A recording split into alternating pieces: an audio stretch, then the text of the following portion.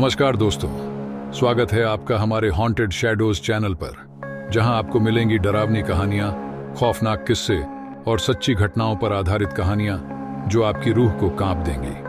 अगर आप भी रहस्यमयी और हॉरर कहानियों के शौकीन हैं तो हमारे चैनल को लाइक करें, सब्सक्राइब करें और बेल आइकन दबाना न भूलें ताकि आपसे कोई भी डरावनी कहानी मिस न हो। तो चलिए तैयार हो जाइए एक ऐसा सफर शुरू करने के लिए जहां हर कहानी के पीछे छुपा है एक खौफनाक राज। आपको भी कभी ना कभी भूत या मुर्दा घर की कहानियां अक्सर सुनने को मिलती हैं। धुंध और सन्नाटे से भरे पुराने अस्पताल के मुर्दा घर में जब भी कोई लाश लाई जाती, आधी रात को अब भी चीखों की सरसराहट सुनाई देती है। वहां लाशों के बीच काम करने वाले कर्मचारियों को अजीब हरकतें देखी थीं। खुद ब खुद दरवाजे का बंद होना, टेबल पर रखे चीजों का गिरना, ठंडी हवा में किसी के कदमों की आहट सुनना जो डरावनी और रहस्यमयी होती है। तो चलिए आज की कहानी शुरू करते हैं। आज की यह कहानी एक ऐसी जगह की दास्तान है जहां मौत का सन्नाटा तो था, पर जिंदगी की सरसराहटें अब भी महसूस की जा सकती थीं। यह कहानी एक पुराने सुनसान मुर्दा घर में घटी है जो संजीवनी मेडिकल हॉस्पिटल जो वेस्ट बंगाल इलाके में स्थित है। यह खौफनाक घटना आकाश के साथ तकरीबन 2005 में घटी थी। आकाश एक गरीब परिवार से बिलोंग करता था जहां उसकी माता पिता की अपनी मुश्किलें थीं। आकाश ने अपनी पढ़ाई भी अधूरी छोड़ दी थी क्योंकि घर की आर्थिक स्थिति काफी मुश्किल हो गई थी। आकाश के पिता एक कंस्ट्रक्शन में काम करते थे, लेकिन एक दिन उन्हें हार्ट अटैक आने के कारण आराम की जरूरत थी और इसके बाद से वह काम पर नहीं जा पाए और मां घर का काम संभालती थी। आकाश ने सोचा कि अगर वो काम करेगा तो अपने परिवार की मदद कर सकेगा। आकाश नौकरी ढूंढना शुरू किया और कुछ दिनों में उसे एक अजीब और चुनौतीपूर्ण काम मिला। संजीवनी मेडिकल हॉस्पिटल में वार्ड बॉय की नौकरी स्थिति थी, जहां मुर्दा घर में चौकीदारी का काम था और वह भी नाइट शिफ्ट था। आकाश को यह काफी डर और अजीब लगा, लेकिन नौकरी के लिए जरूरी उसे अच्छा पैसा मिल रहा था जो अपने परिवार की जरूरतों को पूरा कर सकता था। आकाश के माता पिता ने मुर्दा घर में काम करने के लिए मना किया था क्योंकि उन्हें यह काम काफी अजीब और खतरनाक लग रहा था, लेकिन अपने परिवार की मदद करने के लिए आकाश ने मुर्दा घर में काम करने का निर्णय लिया। आकाश ने सोचा, नौकरी मिल गई तो अब मैं इसे कभी नहीं छोड़ूंगा। आकाश को लगभग 7,000 रुपए महीने मिल रहे थे। ये पैसे उसके लिए काफी मायने रखते थे क्योंकि उसका असली मकसद अपने घर की जरूरत को पूरा करना था। आकाश ने नौकरी ज्वाइन की। जब आकाश अपने पहले दिन हॉस्पिटल पहुंचा तो उसके मालिक ने उसे बुलाया और उसे समझाया कि देखो आकाश, तू रात के समय यहाँ चौकीदारी करेगा। हो सकता है कि ऐसी रातें आएं जब इस मुर्दा घर में कोई भी ना हो, सिर्फ तू और वो लाशें ही तेरे साथ रहें। तो मुर्दा घर के परिसर के बाहर की तरफ कुर्सी लगाकर बैठना और अगर अंदर से किसी भी तरह की आवाजें सुनाई दें तो उन्हें नजरअंदाज कर देना, वह जाना मत, छोड़ देना। आकाश ने मालिक से पूछा, अंदर से अगर कोई आवाज आए तो क्यों मुझे नहीं जाना चाहिए? मैं वार्ड बॉय हूं और जब कोई नहीं रहता है तो अंदर से हलचल होना स्वाभाविक है। फिर भी मुझे जाने से क्यों मना किया जा रहा है? मालिक ने बताया, देख, जितना कहा जा रहा है उतना ही समझ ले। धीरे धीरे तुझे खुद ही सब कुछ समझ में आ जाएगा। बस जो कहा जा रहा है वही कर। उन्होंने आकाश को यह बात समझानी थी क्योंकि उन्हें पता था कि यह काम जो है अपनी एक अलग दुनिया और अनजाने डर होते हैं। फिर आकाश ने मालिक की बात मानी, अपनी यूनिफॉर्म पहनी और नौकरी शुरू कर दी। उसने तय किया कि जैसा उसे कहा गया है वह वैसे ही करेगा। रात को अकेला रहना, वहां का माहौल और लाशों के बीच का वक्त आकाश के लिए काफी दर्द का कारण हो सकता है। सब कुछ ठीक था, ना कोई अजीब आवाज आई, ना कुछ गड़बड़ महसूस हुई और ना ही किसी की दस्तक का एहसास हुआ। जैसे तैसे अपना पहला दिन बिताकर आखिरकार रात का वक्त खत्म हो ही गई। सुबह हुई और आकाश ने खुद से कहा, ठीक है चलो यार, मालिक ने यूं ही समझाने के लिए बोल दिया होगा, कोई दिक्कत नहीं, अच्छा है, और घर के लिए निकल पड़ा। आकाश जब घर पहुंचा तो उसने अपने माता पिता से कहा, टेंशन मत लो, यह काम अच्छा है, इसमें डरने वाली कोई बात नहीं है। मैं बाहर ही रहता हूं, अपनी कुर्सी लगाकर बैठता हूं। अंदर के काम से मेरा कोई लेना देना नहीं है। अंदर वाले लोग ही सब कुछ देखते और संभालते हैं।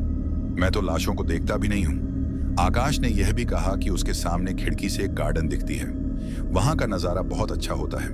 रात की चांदनी और तारों की चमचमाती रोशनी के समय जानवर जैसे कुत्ते बिल्लियां वहां खेलते कूदते रहते हैं। उनको देखकर मेरा टाइम पास हो जाता है। आकाश की बातें सुनकर उसके माता पिता बड़े खुश हुए। उन्होंने चैन की सांस ली और उनका टेंशन काफी हद तक खत्म हो गया। जैसे तैसे करके आकाश को काम करते हुए अब लगभग 1 साल हो चुका था और उसकी मासिक सैलरी भी अब बढ़कर लगभग 16,000 रुपए हो गई थी।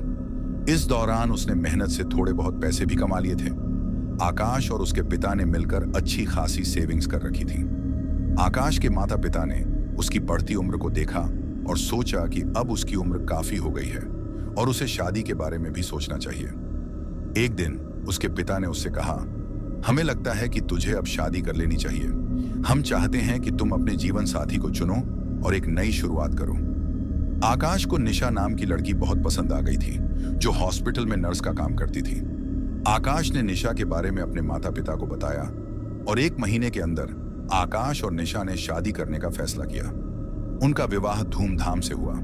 अब वे दोनों साथ मिलकर एक नई शुरुआत करने के लिए तैयार थे। शादी के बाद आकाश ने महसूस किया कि अब उनकी जिम्मेदारियां थोड़ी और बढ़ गई थीं। पहले तो सिर्फ वह और उसके माता पिता थे, लेकिन अब निशा भी थी। आकाश ने यह सोचा, अब 4 लोग हो गए हैं, मेहनत थोड़ी ज्यादा करनी पड़ेगी। वह नाइट शिफ्ट के साथ साथ कभी कभी डे शिफ्ट भी करने लगा। एक दिन में मुश्किल से 3 से 4 घंटे ही सोने का समय मिलता था। अब जैसे तैसे अपनी जिंदगी काट रहा था। दिन रात की कड़ी मेहनत, नाइट शिफ्ट और डे शिफ्ट के बीच वह खुद को काफी थका हुआ महसूस करने लगा था। शादी को लगभग 1 साल हो चुका था और अब निशा प्रेगनेंसी के 9वें महीने में थी। यह समय उनके और आकाश दोनों के लिए बेहद खास था, लेकिन साथ ही काफी चुनौतीपूर्ण भी था। निशा को देखने के बाद आकाश को यह एहसास होता कि अब उनका जीवन पूरी तरह बदलने वाला था। निशा के प्रेगनेंसी के 9वें महीने में आकाश की स्थिति काफी तनावपूर्ण हो गई थी। वह अपनी पत्नी के लेबर पेन को लेकर बहुत चिंतित था। आकाश की चिंता यह थी कि अगर निशा को अचानक लेबर पेन शुरू हो गया तो क्या होगा। उसके पिता की तबीयत कमजोर थी और उसकी मां अकेली क्या कर सकती थी। आकाश को अब बहुत टेंशन हो रहा था। जैसे जैसे वह तारीख करीब आ रही थी, उसकी घबराहट और बढ़ रही थी। वह दिन रात अपना काम करता था, लेकिन हर पल उसके मन में यही डर बना रहता था कि कहीं किसी वक्त निशा को लेबर पेन शुरू हो जाएगा। निशा के प्रेगनेंसी का 9वां महीना लगभग खत्म होने को था और एक दिन आकाश अपने काम में व्यस्त था। तभी लगभग सुबह के 7 बजे उसे घर से फोन आया कि निशा को लेबर पेन शुरू हो गया है। यह सुनकर आकाश घबराया हुआ तुरंत काम छोड़कर घर की ओर दौड़ने लगा। आकाश ने निशा को संभाला और उसे जल्दी से गाड़ी में बिठाकर हॉस्पिटल ले गया। हॉस्पिटल पहुंचने के बाद निशा को तुरंत भर्ती कर लिया गया। उसे लेबर रूम में ले गए। डॉक्टर ने निशा का चेकअप किया और आकाश से कहा, देखिए अभी एकदम से लेबर पेन नहीं हुआ है। ये पेन जो हुआ है वह असली लेबर पेन नहीं था, लेकिन ऐसा कई बार होता है। लेकिन असली लेबर पेन को शुरू होने में थोड़ा समय लगता है। हो सकता है 1 दिन, 2 दिन या 3 दिन में असली लेबर पेन शुरू हो जाए। इसलिए हमें निशा को हॉस्पिटल में ही रखना पड़ेगा ताकि अगर कुछ भी इमरजेंसी होती है तो तुरंत हम इलाज कर सकें। अब आकाश को खर्चे का दिमाग में घूम रहा था। हॉस्पिटल में भर्ती होने के बाद सभी तरह की मेडिकल सुविधाओं का खर्चा शुरू हो गया था। आकाश के लिए यह एक और बड़ी चिंता का विषय था। आकाश ने डॉक्टरों से कहा, ठीक है, हम जैसे तैसे करके देख लेंगे, लेकिन आप इलाज अच्छे से करो। आकाश को भी एक नई चिंता सताने लगी थी। वह सोच रहा था, अगर वो 2 दिन भी नौकरी पर नहीं जाता तो उसकी पैसे कट जाएंगे। यह सोचकर उसकी परेशानी और बढ़ गई। उसे यह भी डर था कि अगर ज्यादा दिन छुट्टी ली तो कहीं उसकी नौकरी पर ही संकट ना आ जाए। आकाश ने अपनी चिंता और परेशानी को हल करने के लिए अपने बेस्ट फ्रेंड राजेश को बुलाया। राजेश थोड़ा निडर और डेयरिंगबाज था। वह हमेशा नई नई जगहों पर घूमता रहता था, कभी काम की तलाश में, कभी बस दोस्तों के साथ समय बिताने के लिए बाहर निकल जाता। वह जानता था कि राजेश हमेशा उसकी मदद के लिए तैयार रहता है। जैसे ही राजेश आया, आकाश ने उसे बताया, निशा को लेबर पेन शुरू हो चुका है और डॉक्टरों ने उसे 2-3 दिन के लिए हॉस्पिटल में भर्ती रखने को कहा है। मुझे काम पर भी जाना है। अगर 2 दिन भी छुट्टी लूंगा तो मेरी सैलरी कट जाएगी। हॉस्पिटल के इलाज के लिए भी पैसे लगेंगे। आकाश ने राजेश से कहा, देख, एक तरीका है, जब तक मैं हॉस्पिटल में हूं तब तक तू मेरे बदले का काम कर सकता है, जिससे मैं निशा के पास रह सकता हूं और मेरे पैसे भी ना कटें। राजेश समझदार था, अपने जरूरत की चीजों को समझता था। राजेश ने थोड़ा सोचा, फिर आकाश को कहा, ठीक है, मैं काम कर लूंगा और मुझे कोई पैसे वैसे नहीं चाहिए। तुझे चिंता करने की जरूरत नहीं है, तू निशा के पास रहो। आकाश को राजेश की बातों से काफी राहत मिली। आकाश ने फिर से कंफर्म करने के लिए पूछा, तुझे डर तो नहीं लगेगा ना? मुर्दा घर की जॉब है। राजेश हंसते हुए बोला, मुझे किसी भी चीज से डर नहीं लगता, टेंशन मत लेना, बस मेरी अपने मालिक से बात करवा दे, मैं टाइम पर पहुंच जाऊंगा और तेरा काम अच्छे से संभाल लूंगा। आकाश ने अपनी मालिक से बात की और उन्हें पूरी स्थिति समझाई और मालिक राजी हो गए। राजेश को रात 9 बजे आने बोला। राजेश रात 9 बजे हॉस्पिटल पहुंच गया और जैसे ही वह वहां आया, मालिक ने उसे भी वही बात समझाई जो आकाश से कही थी। मालिक ने राजेश से कहा, अगर अंदर से कोई आवाजें सुनाई दे तो रिएक्ट मत करना, अंदर मत जाना, अपना काम करना। राजेश ने पूछा, ये क्यों नहीं जाना? मैं तो वार्ड बॉय हूं ना, मेरा काम तो बाहर रहकर देखना है। मालिक ने राजेश को गंभीर होकर कहा, देख, तू 2-3 दिन के लिए आया है, ज्यादा सवाल मत कर, अंदर बिल्कुल भी मत जाना, खासकर रात के 12 बजे के बाद। चाहे तेरा नाम कोई अंदर से पुकारे तो अनसुना कर देना। अगर तू अंदर गया तो बहुत बड़ी गड़बड़ हो सकती है, समझा? राजेश ने सिर हिलाते हुए कहा, समझ गया सर। फिर मालिक वहां से चले गए और राजेश ने काम शुरू किया। राजेश को मालिक की बात थोड़ी अजीब लगी। इसके पीछे सच्चाई क्या थी, इसको नहीं मालूम था। उसने मन ही मन सोचा, ये सब बातें क्यों बोल रहा है? फिर उसे अचानक याद आया कि उसने कहीं सुना था कि मुर्दा घर में काम करने वाले कई लोग अक्सर शराब पीकर काम करते हैं। वह सोचने लगा, शायद मालिक ने पी रखी होगी, इसलिए ऐसी बातें कर रहा है। राजेश ने खुद को तसल्ली दी और हंसते हुए बड़बड़ाया, चलो, वैसे भी मेरा काम बाहर बैठना है, अंदर जाने का तो सवाल ही नहीं उठता, अपने काम पर फोकस करता हूं। वह अपनी कुर्सी पर आराम से बैठ गया और एक हिंदी मैगजीन पढ़ने लगा। रात के लगभग 2 बजे जब राजेश को हल्की सी नींद लग गई, अचानक अंदर से खटर पटर की आवाज सुनाई दी। आवाज ऐसी थी जैसे कोई अंदर दौड़ रहा हो। राजेश तुरंत सतर्क हो गया और अपनी कुर्सी से उठकर खड़ा हो गया। उसके मन में हलचल होने लगी। उसने सोचा, ये क्या, इतनी रात को अंदर कौन दौड़ सकता है? उसके दिमाग में मालिक की बात गूंजने लगी, रात के समय चाहे कोई पुकारे या कुछ भी हो, अंदर मत जाना। लेकिन आवाजें रुकने का नाम ही नहीं ले रही थी। कभी ऐसा लगता कि कोई दौड़ रहा है तो कभी ऐसा लगता कि किसी चीज को खींचा जा रहा है। राजेश के माथे पर पसीना आ गया। उसने एक बार दरवाजे की तरफ देखा, फिर सोचा, नहीं, अंदर जाने का सवाल ही नहीं। उसका दिल तेजी से धड़क रहा था। राजेश के कानों में फिर से वही खटर पटर की आवाज आई। इस बार आवाज और भी डरावनी और साफ थी, जैसे कोई उन बॉक्सेस को खोलने की कोशिश कर रहा हो। वह घबराकर अपने चारों ओर देखने लगा। उसने सोचा, मैं तो अकेला हूं और मैंने खुद बॉक्स चेक किए थे, अंदर कोई नहीं था। फिर यह खटर पटर कौन कर रहा है? राजेश ने हिम्मत जुटाते हुए दरवाजे के पास जाकर कहा, कौन है अंदर? कौन खटर पटर कर रहा है? अगर कोई है तो बाहर आ जाओ। कुछ पलों तक कोई जवाब नहीं आया। खामोशी छा गई और सिर्फ उसकी भारी सांसों की आवाज गूंज रही थी। आवाजें और तेज होती जा रही थी। राजेश के दिमाग में उथल पुथल मची हुई थी। वह थोड़ा अंदर की ओर बढ़ा, पर दिमाग में आया कि मालिक ने मना किया था, लेकिन वह तो शायद पीकर बोल रहा होगा। फिर भी ये खटर पटर की आवाज, ये सब इतना अजीब क्यों लग रहा है? राजेश ने आवाज की दिशा में ध्यान से सुना और फिर से अंदर की तरफ बढ़ा। उसने धीरे से दरवाजा खोला। कमरे में अंधेरा था। उसे कुछ और अजीब लगा, लेकिन अंदर से किसी का कोई रिस्पांस नहीं आया। अचानक खटर पटर की आवाजें बंद हो गईं। उसने सोचा, हो सकता है मेरा वहम हो, मालिक मेरे दिमाग में बहुत ज्यादा भर दिया है।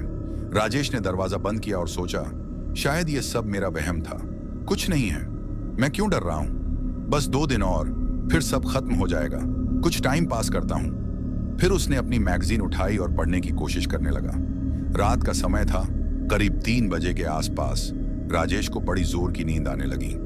उसकी आदत नहीं थी ऐसे बैठकर चुपचाप एक जगह पर रहकर टाइम बिताने की। वह हमेशा घूमता फिरता रहता था, दोस्तों के साथ मस्ती करता था। कभी कहीं खाने पीने का शौक था तो कभी नए नए जगहों पर घूमने का। ऐसे शांत माहौल में बैठकर चुपचाप काम करने का यह नया अनुभव उसे थोड़ा अजीब सा लग रहा था। आधी रात का वक्त था और राजेश ने सोचा, आज तो कुछ अलग ही हो रहा है। नींद का दबाव बढ़ने लगा था और वो खुद को रोक नहीं पा रहा था।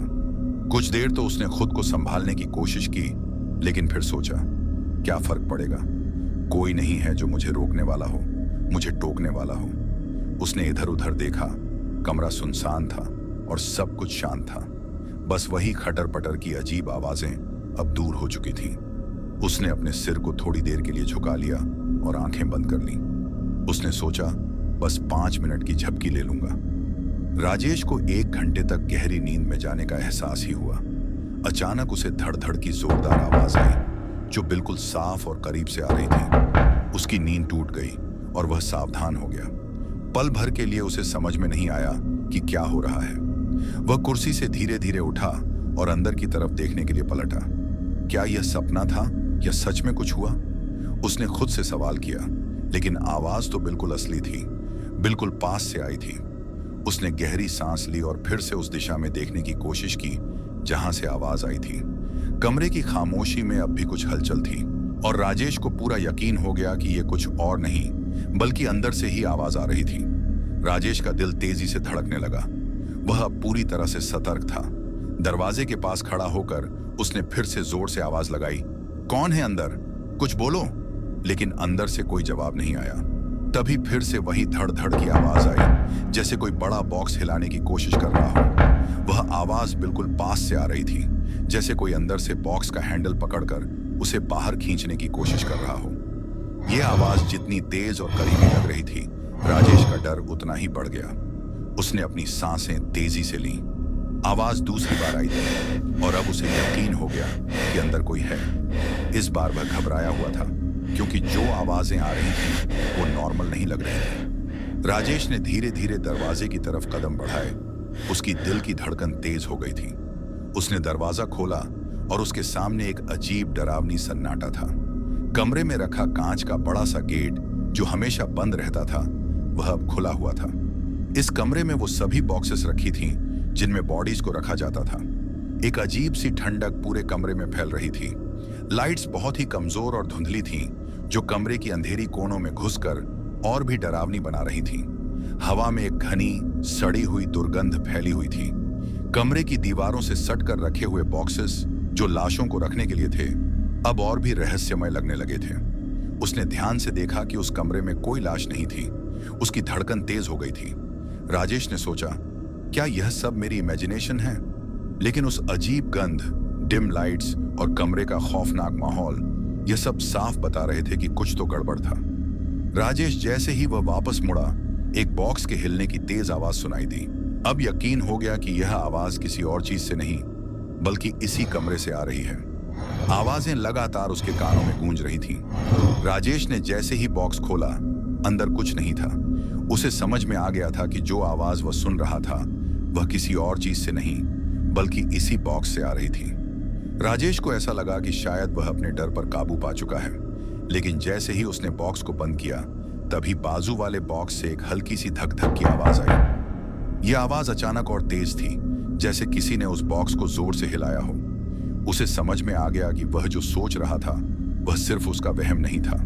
कुछ तो उस कमरे में था जो उसे नजर नहीं आ रहा था। राजेश के दिमाग में सवालों की बाढ़ आ गई। वह सोच रहा था, अंदर तो मुर्दा होते हैं, तो फिर यह बॉक्स अपने आप कैसे हिल रहा है? राजेश का दिल एक झटके से रुक गया। बॉक्स का हैंडल हाथों से पकड़ा और बाहर की तरफ निकल गया। उसने देखा कि अचानक एक मोटा आदमी, जिसकी आंखें फटी हुई थीं, पूरी तरह से खुली हुई थीं, और वह राजेश को ऐसे घूर रहा था जैसे कोई जिंदा इंसान हो। राजेश पूरी ताकत से दौड़ते हुए कांच के दरवाजे तक पहुंचा, लेकिन जैसे ही उसने दरवाजा खींचने की कोशिश की, वह लॉक हो गया। उसकी आंखों के सामने वही खौफनाक चेहरा और उन बुरी तरह फटी हुई आंखों की छवि घूम रही थी।